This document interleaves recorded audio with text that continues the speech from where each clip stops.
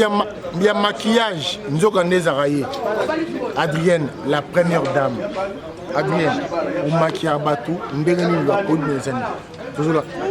voilà Adrienne, première dame, et ça qui n'a l'accès à Batou. Comment qu'on se maquille, l'ambiance, il y a pas fond de temps. Comment est-ce que qu'on c'est long, qu'on bouton, point noir, qu'on l'accès à maman couleur ni les marchands ni. La lutte contre la vieillesse, Batou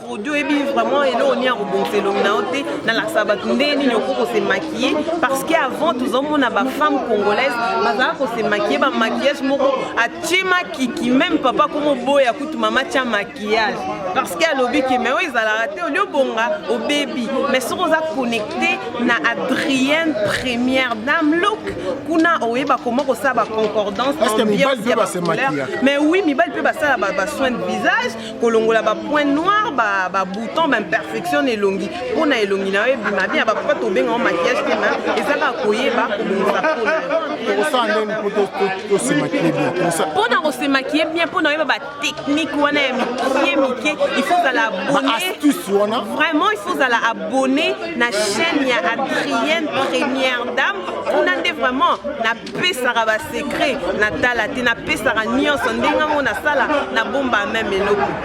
Évariste, champion. Bunda n'a pas facilité.